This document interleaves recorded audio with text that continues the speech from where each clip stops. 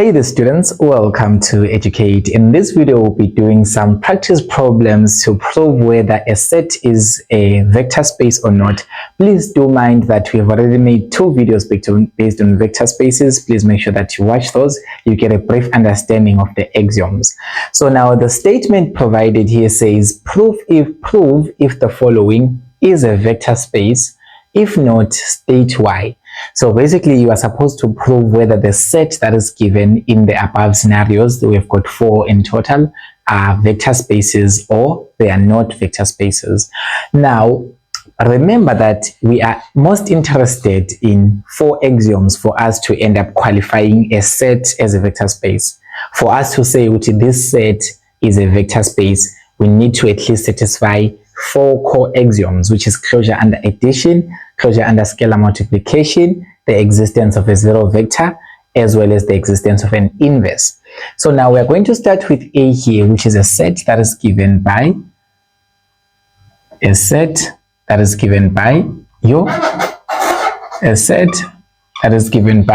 we have got here component A, component B. They are more like a coordinate, and this is an element of real numbers, right? And then we've got one constraint, or we've got one extra feature about the set, is that the value of B is equals to 3A plus 1. Now it says the question, we should prove whether this is a vector space, or we should prove if this is a vector space or not.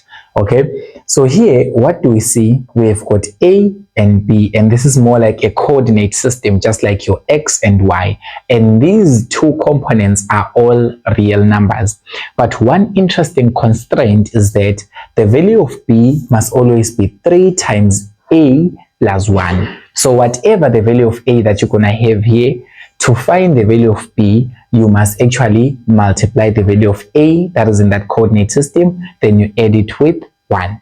So now if we try to prove the closure under addition property, remember that whenever we want to prove closure under addition, we need to pick 2 objects, or we need to pick 2 vectors from the set. So our set provided here, we can pick 2 vectors, and the format in which these vectors must be, it must exactly be the same as this one. Meaning that if I was to pick vector u, and I say that this is a vector in this set, it is going to have a value of A. Let me just say this is A1, and then it is going to have a value of B, which I'm going to say this is B1. But now we need to now obey the constraint that the value of B must always be 3 times the value of A plus 1. So it means that this value of B1, I can just say that the value of B1 must also be 3 times the value of A1 plus 1. So this is just trying to say whatever value of A1, whatever value of A that I have here, or whatever number that I have here as the first component, for me to find the second component, which is the B component in this context, I need to multiply the A component by 3, then add 1 to it. So I can just remodify my coordinate and say that my vector u can be written as A1 and 3A1 plus 1. By the way, remember that here, students, this 3A1 plus 1 is actually what? Is actually the B component. And this B component, remember they said that it must be 3 multiplied by the A component plus 1, is exactly shown here in the initial set. So if I pick another vector now, I'm just going to pick another vector and say I also have got a vector W. The vector W is also going to have a certain A value, which I'm just going to call it A2, which is a real number, of course, and then it's going to have a certain V value, which is going to be 3 times A2 plus 1 as well. 3 times A2 plus 1. Remember, guys, that here, this constraint or this specific condition restricts us to say that each and every vector that we take, or each and every vector that we pick from this set, it must have an A value and it must have a B value. And then the B value must always be 3 times A plus 1. It's a constraint. So if I get anything else that is not giving me 3 times the value of A plus 1, then that is not part of this vector space. That's not part of this set, I mean. So here we have got these two. So we've got these two vectors. U and W, they are all found in this set. Now, when I add these two vectors in this set, I must get a sum, or I must get a vector that is also part of the set as well. Meaning that the vector that I'm going to get, if I add these two, it must exactly be like the vectors that are coming from this set. Okay, so if I'm going to say I'm going to find the sum of vector U plus vector W, it means that I'm just going to add my vector U is given by A1, comma 3A1 plus 1.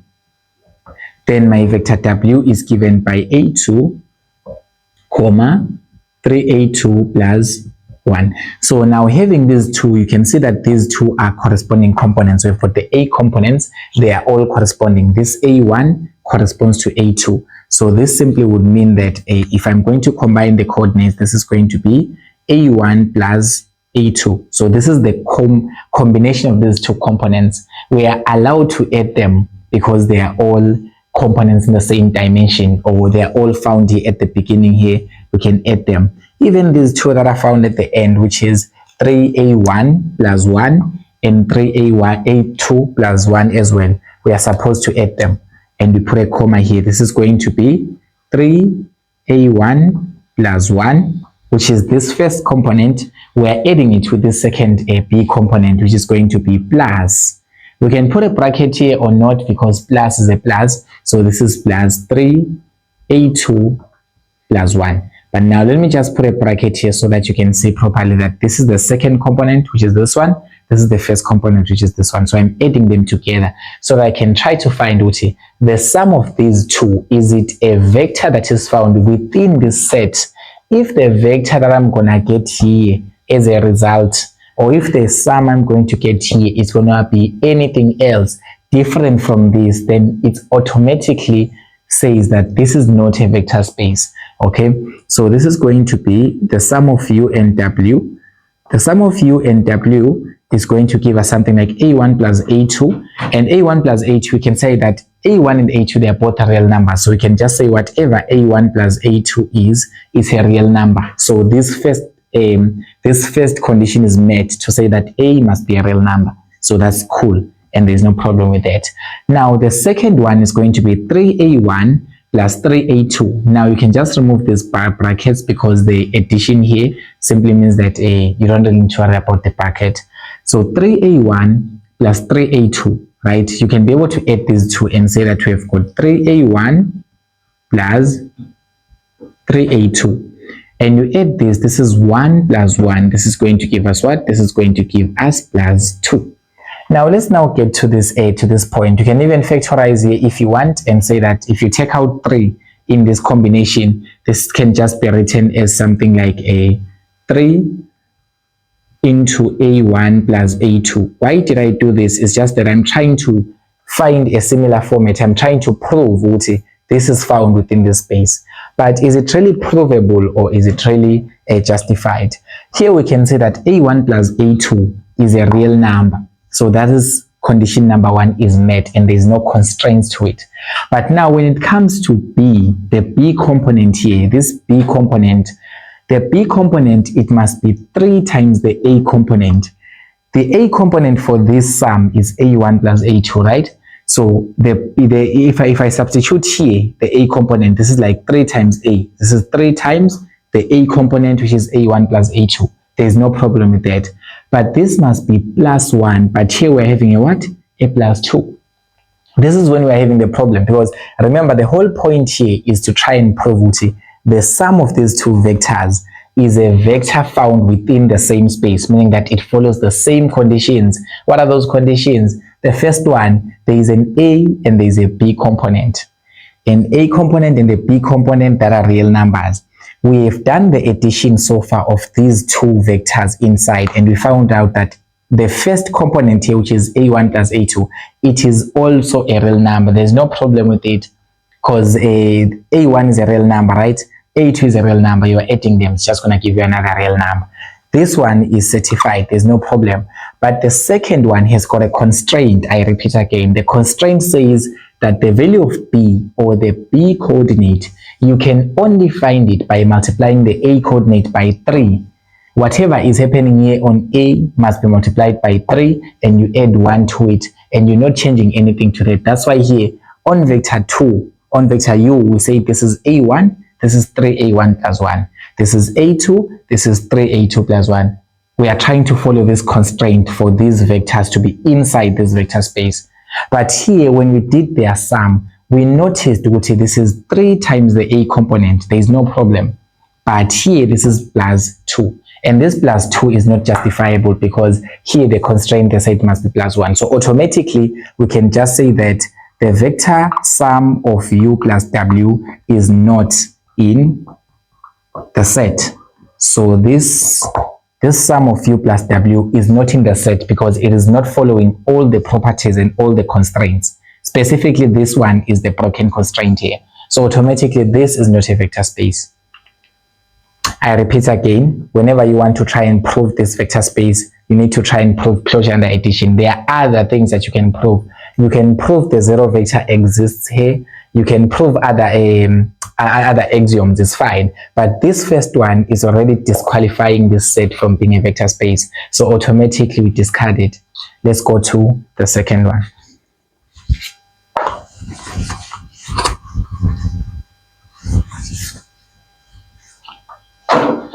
Okay, so now let's go to the set B.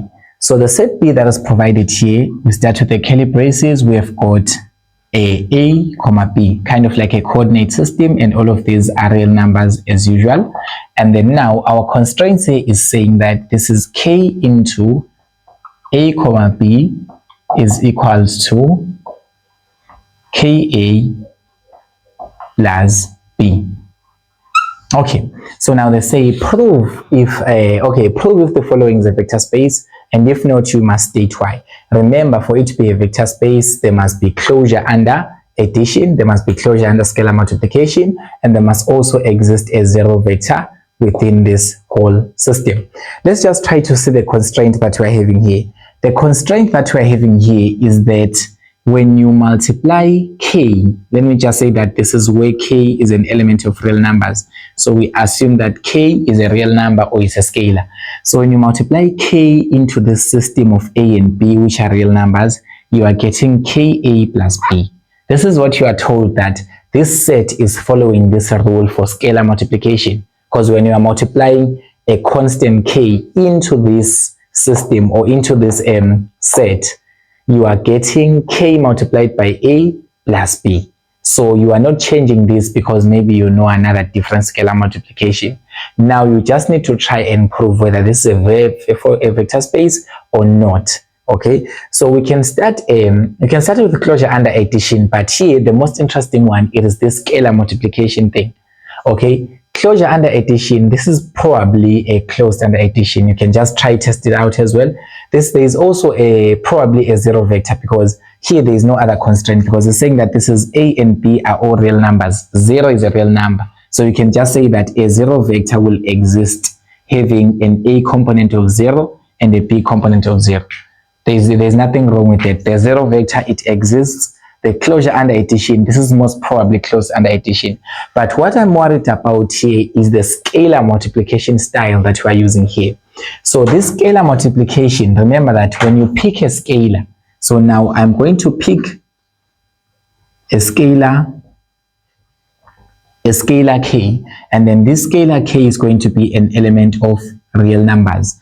And then if I do scalar multiplication on this, this is going to be K into the system of A, comma B.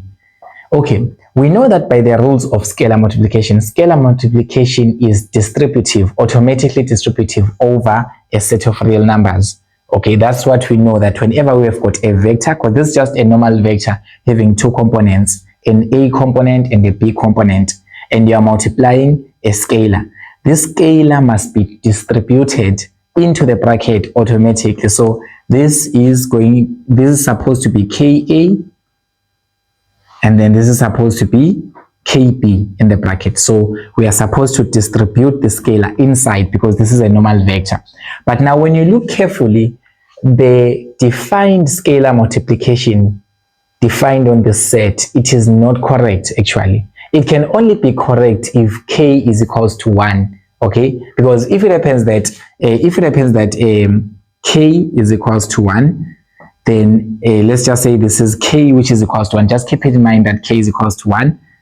If you are going to multiply k which is equals to 1, this is going to be 1 times a, but I'm just going to write k times a. But remember that the k is equals to 1.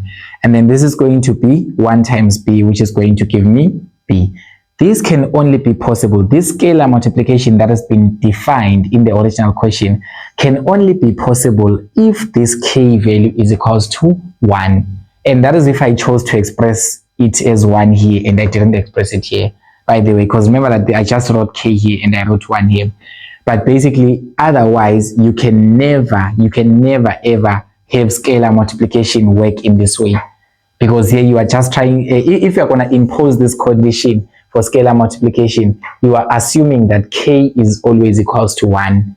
And here k must be a real number for us to prove the scalar multiplication axiom. So automatically we can just say that this scalar multiplication is defined in the wrong way.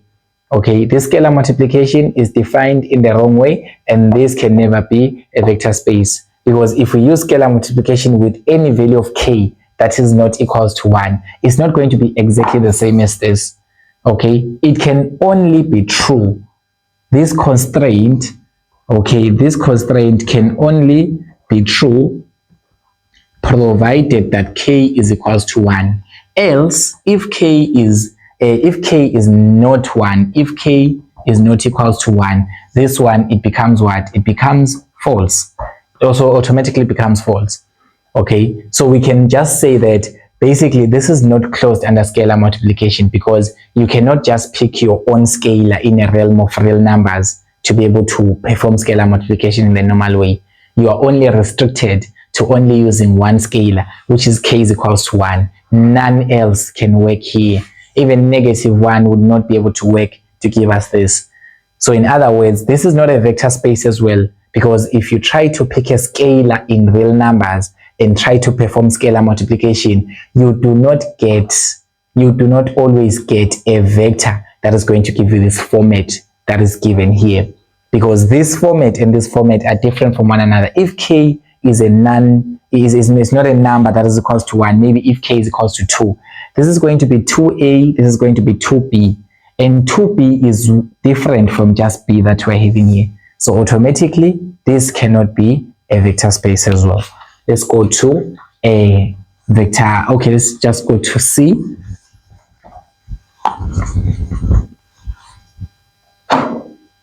So set C here is given as a V. A set V here is given by what? Is given by M, given by M by N. So this is M by N matrices. So you're having a matrix that is having M rows and N columns. Remember that in a matrix we've got the rows and the column, right? So there are M rows, there are N columns as well. We already know that here, if we pick two vectors here, in this case our vectors are matrices, because they told you that the set here, it is a set of matrices. So you're having multiple matrices, and those matrices have got the dimensions M by N. Okay, so if we pick one matrix and call it A, the matrix A will also have M dimensions. So it will also have M dimensions by N as well. So it's also going to have M rows and what? And N columns. And if you pick another matrix B, this is also going to have M rows and N columns. Once you bring something else different from this, then it's not in this vector, it's not in the set. Remember, whenever you want to prove closure under addition, you pick vectors within the set. So the set here is a set of matrices. So you must pick matrices having M by N dimensions, nothing else besides that. So we take A and B that are having M by N dimensions. We don't really need to write down the matrices per se or draw them, because we already know that matrices have got certain laws. The first law in matrices that you already know is that matrices can be added with one another. Matrices can only be added if they've got the same size. That means that they've got the same number of rows and columns. You cannot be able to add a 3 by 2 matrix plus a 5 by 4 matrix. These two cannot be added with one another because they do not have the same size. They don't have corresponding entries. Okay, remember guys that if you're having something like this is a matrix of 2, 2, 1, 1, and you're having another matrix 2, 1, 1, 2, something like this. These two matrices, they have the same size, same number of rows and same number of columns. Okay, we're having 2 rows, 2 columns in each of them. You can be able to add them together and get a third matrix by saying 2 plus 2 you get 4, 2 plus a 1 you get 3, 1 plus 2 you get 3, and then 1 plus 2 you get 3. This is a sum. This matrix is as a result of adding these two, but that can only happen if they've got the same size. If I bring a matrix that is having maybe 2, 1, 7, 3, something like this, now this is no longer a 2 by 2 matrix as the one that we're having now. Okay, it's no longer a 2 by 2 matrix, but now this is now a 2 by 3 matrix. A 2 by 3 matrix, you cannot be able to add it to a 2 by 2. You cannot say 2 plus 2, 2 plus 1. What are you going to add the 7 to?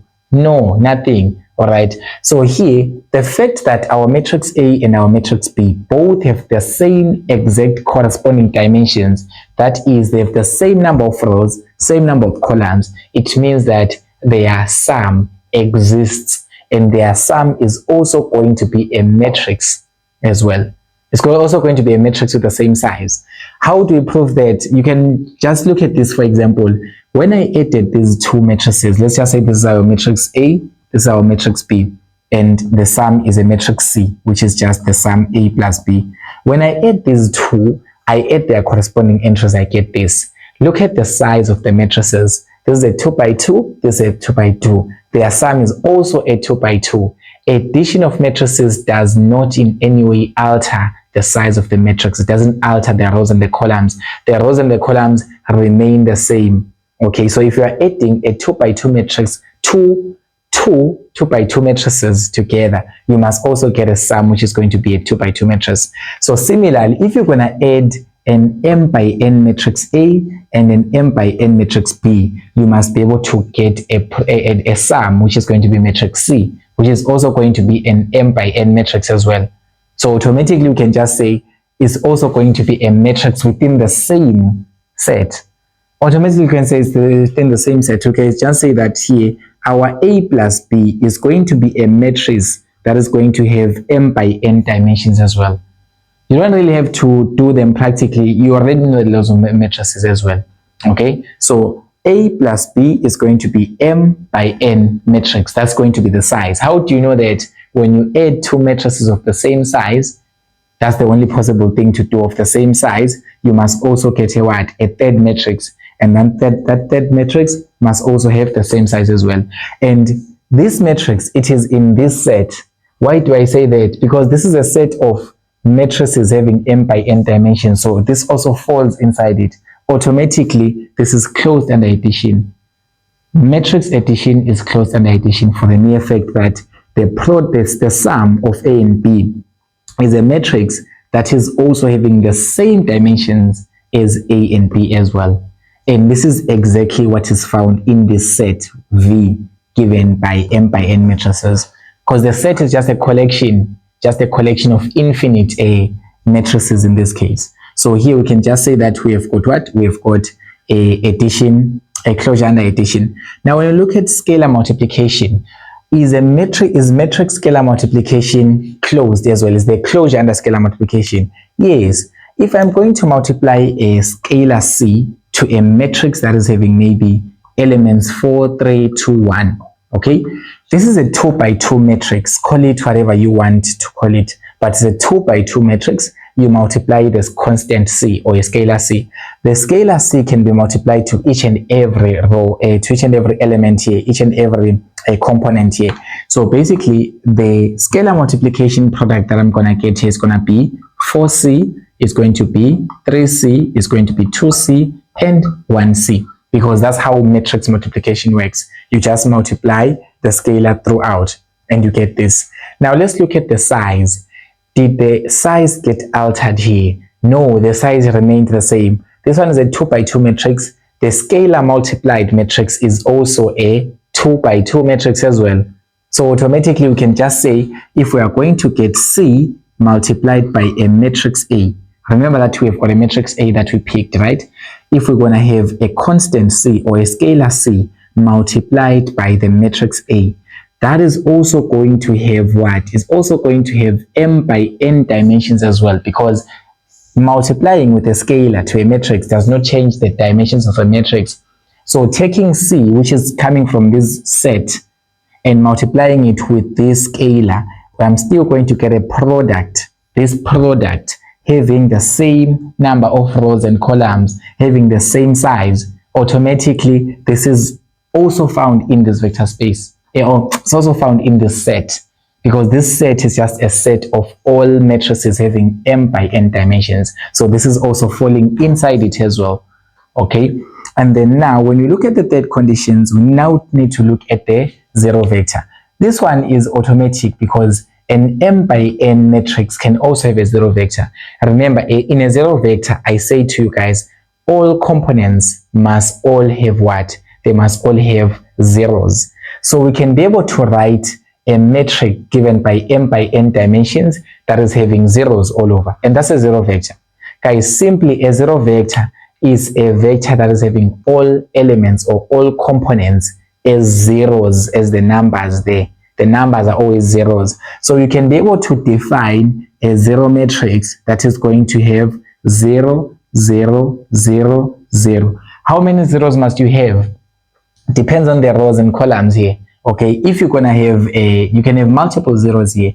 For this one, we need to have m rows and we need to have n columns. So here I'm just going to generalize and say automatically the zero vector A exists here, because I can be able to write this matrix. I can be able to write an m by n matrix using zeros as the only elements that are existing within it. So automatically the zero vector exists. This one is trivial. And then the last one is the existence of an inverse. When you look at this particular one, do we have an inverse element inside a set of matrices given by these dimensions? Yes, we do have an inverse. Not really an inverse in a sense of an inverse of a matrix. No, it's in a sense of a multiplicative inverse of a matrix. When you talk about a multiplicative inverse of a matrix, it is that matrix that you get when you multiply with a negative 1. When you multiply throughout with negative 1.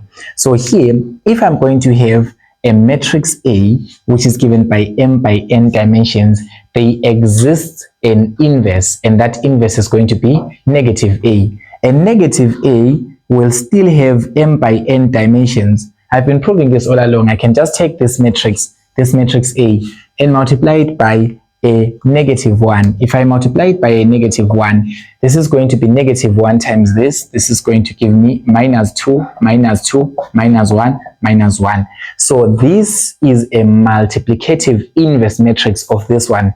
It's not really an inverse like in the sense of matrices. No, it is a multiplicative inverse. Okay, so if I multiply with negative 1 throughout, I'm going to get this. And when I look at this product that I'm getting, the product is still having the same number of dimensions, m dimensions, and m rows and columns, like m by n as stated. So here we can just say that negative A is also going to have m rows and columns. So automatically this is also found within this vector space. So automatically we can just say a set of m by n matrices is a vector space because it has satisfied these 4 axioms. The other 6 are all trivial as well. Now let's go to the last one. So now let's go to our last question, which is a set D here. The set D given by V is equal to, this is our set, V is equal to x, y, element of real numbers as well. And then the constraint that we have here is y is equals to x squared. Okay, so this is a set, and here we are told to prove if the following is a vector space. If not, you need to state why it is not a vector space. And remember, guys, we need to follow all the principles, but this is not the first time you seeing this format of a vector. You already know the component format of having an x and an y. So I'm not going to do the closure under addition property, because automatically you know that this is closed under addition. Is it? But now let's just confirm. All right. So now to confirm this, remember, whenever we want to prove closure and addition, we need to pick two vectors from this set. I'm going to pick a vector u, and the vector u, what format must it have? It must have x and a y value. But now, since I want to pick multiple vectors, I need to use subscripts to say that this is x1 and y1 value to represent the vector u. Now we have got a constraint here, and the constraint says that the y value must be equal to the x value squared. So there is no other ways of me defining my y value in my own style, but the y value that must be defined for this, for any vector coming from this set, it must always be the x value squared, like x value times the x value. Whatever x value you put here, to find the y value, you must square it. That's the constraint. So here we can just say that here, this means that my vector u actually is given by an x value x1 and a y value, which is going to be x1 squared. Okay, I'm just resolving here. I'm just expressing y1 as x squared, because this is a constraint, because we were told that whatever value here of y that you're going to insert, it must be the value that you have of x squared. Here it is. And then now I'm going to pick the second element, and the second element is going to be my vector v. So I'm going to name the vector v and say we pick an element vector v. It must also be a vector from this set. We are taking two vectors from the same set, then we are adding them together. We want to try and see what their sum, is it actually found within the same set again. All right, so now I'm going to pick another vector having a set x2 and y2 values. Okay, and now remember, the constraint must still apply to this vector as well, because I'm extracting this vector from this space, from this set here. So automatically the vector v is equal to x2 and x2 squared. Why am I squaring it? Because we've been told as the constraint that whatever y value I must put for all vectors taken from here must always be the x value squared. Okay, now let's now add them together and try to see, is this closed under addition? So now when I'm going to add the sum of vector v and vector u, I'm going to add vector u is given by x1, y1, and vector v is given by x2, y2. And then now the sum of these would mean that I need to add x1 and x2, right? So this is going to give me x1 plus x2. But now remember that we do have already a resolution for x1 and x2, so I can just substitute them rather and say that instead of writing y1, I'm going to write the x1 squared, right? And then this is plus, instead of writing x2, instead of writing y2 here, I'm going to write the x2 squared. And then now when I now perform the addition operation here, I need to add the corresponding components. This corresponds to this, this corresponds to that, and then the sum of these would mean that I have to say x1 plus x2, x1 plus x2, comma, this is going to be x1 squared plus x2 squared. This is x1 squared plus x2 squared. This is the sum of u plus v. So here you cannot simplify this any further. I don't think we can simplify this any further. Now we need to try and see the sum of these two vectors. Is it giving me a vector that is found in the set? If this vector is not found in this set, this is not a vector space. But if this vector is found in this set, then it's a vector space. What do we mean when we say that this is found in this set? It means that it follows the exact same conditions as the set stipulates. So here we are going to just try and see the conditions. We have got x1 plus x2. x1 plus x2 is the sum of real numbers, because we defined that x must be a real number. So automatically x1 and x2 are real numbers. The sum of these real numbers will also give us a real number. So in terms of the x value, we can just say that this is satisfied. And then now for y, the y value here, it must be the x value squared. So whatever I have here, because this is the x component for this sum, right? This is more like the x part of the sum. Whatever x part of the sum that I have here, to get the y part, or to get the second part, this part here, I must square the first part to get it. So it means that if I just say that this is going to be my x component of the sum, right? And then this is going to be my y component of the sum, to be able to make this sum here, the sum of u plus v, this sum. It means that here, whatever x value that I have here of the sum, to get the y value of the sum, I need to square it. I need to square this x value. Let's see what is that met, or is that part of this vector, or is that aligning with this vector, any words that you want to use. So here, if I look at the y value of the sum, the y value of the sum is given by x1 squared plus x2 squared. Is this necessarily the same thing as squaring this part first? Not really, not really. Because if I was to square this part, if I was to square x1 plus x2, this will give me x1 plus x2 squared. This and this are not the same. So automatically this is not inside V. I repeat again, let's go here. I said here, you are adding the vectors u and v because you are trying to prove closure under addition. Closure under addition simply means that the sum of the two vectors must be a vector found within the same space. So we picked u and we picked v from this space. We added them following this constraint. Upon adding these two, we realize that this is our sum. In our sum, we have got two parts. The first part is the x part of the sum, as the vector was stipulating, is the x part, whereby we added x1 plus x2, this one. And these are all real numbers. How do we know that? X1 and x2, they are all real numbers, as the vector said, as the set was saying. This is like the blueprint of the set. It was saying that x1 and x2, they are real numbers. So the sum of these two is a real number, automatic. So x1 plus x2 is a real number. We already know that. And then now, the second part of the sum, it is the y value of the sum. This y value of the sum that we have here. But now the constraint says, and it's stipulated clearly to you as a student, that the y value is equals to x squared. It means that whatever x value that you have here, you must square it so that you can get the y value here.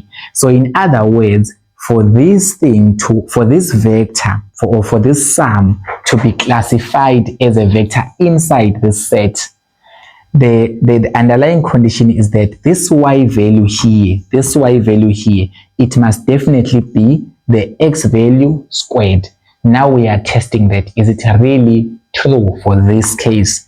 No, it's not, for the mere fact that this y value here, which is x1 squared plus x2 squared, this is the y value, right? It's more like the second value because it's separated by a comma. The x value, the y value. This y value here is definitely not this one squared.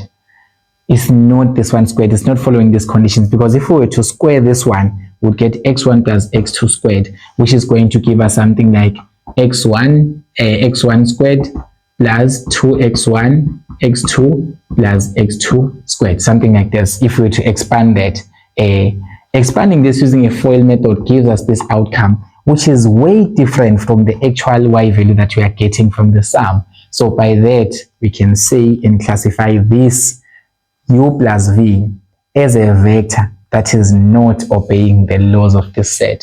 As a vector that is not in this set, we can just say, therefore, the sum u plus v is not in the set V. And the fact that the sum is not in the set V, it means that this is not closed under addition, which means what? Which means that it's not a vector space, because in each and every vector space, the set must be closed under addition. So thank you so much for watching this wonderful video, grade students. Don't forget to subscribe to the channel. Tell your friends to also stay tuned.